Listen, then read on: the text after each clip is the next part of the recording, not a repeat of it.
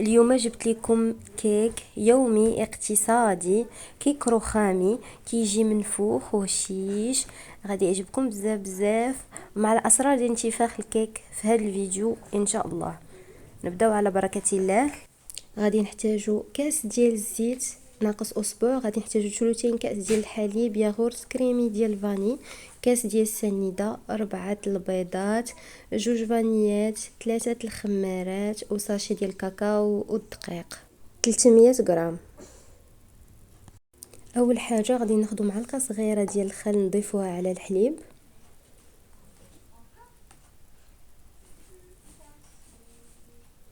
غادي نكبو 3 البيضات في الميكسور، غادي نزيدو قبيصه ديال الملحه، كاس ديال السنيده ونخليوه يضرب مزيان مزيان. غادي نزيدو الفاني وغادي نطربوا الخليط حتى يبيض مزيان مزيان ويضاعف الحجم ديالو. عاد غادي نبداو نزيدو الزيت شويه بشويه،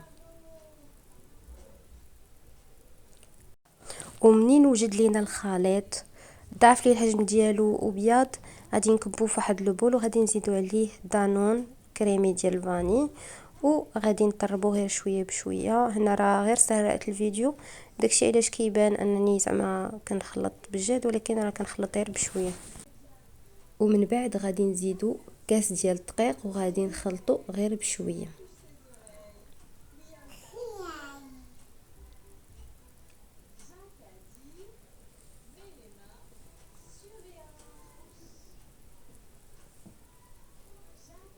انا كنحاول غير نسرع لكم فيديو باش تشوفوا كيفاش تخلطوا هذا الكيك هذا باش يطلع معاكم. غادي نزيدوا الحليب في هذه المرحله، ما كنزيدوش مع دانون باش ما يهبطش لينا البيض، ونخلطوا غير بشويه.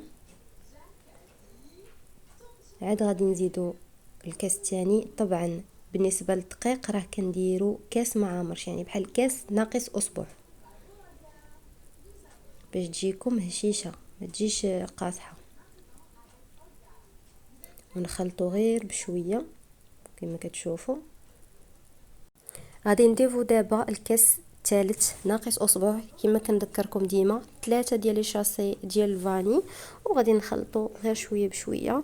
ولاحظوا معايا القوام ديال الكيك كيفاش غادي يكون، ما تكثروش الدقيق بزاف، 3 الكيسان ناقص اسبوع باش تجيكم هشيشه. بالنسبه للمول كندهنوا بالزبده ونرش عليه الدقيق ونديروه في الفريغو، وهذا سر من الاسرار باش كيخلي الكيكه تطلع معنا مزيان. كنكبوا واحد نسبه الخليط في المول وكنخليوه شويه، كنزيدوا عليه ساشي الكاكاو وشويه الحليب وكنصبوا عليه من الفوق.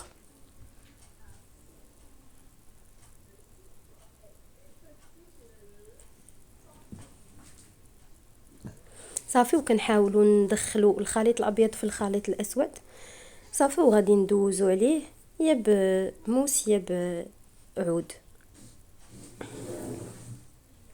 بالنسبه للطريقه ديال الطهي، فاول حاجه خاصنا نكونوا ديجا مسخنين الفران قبل ما نبداو تحضير الكيك. بالنسبه للفران عادي كنديروه على عافيه مهيله، وتحت من المول كنديروا واحد الصينيه المده ديال 45 دقيقه. عاد كنحلوا على الفران نشوفوا الكيكه واش طابت ولا ما طابتش، الا كان خاصه مازال تزيد كنزيدوها.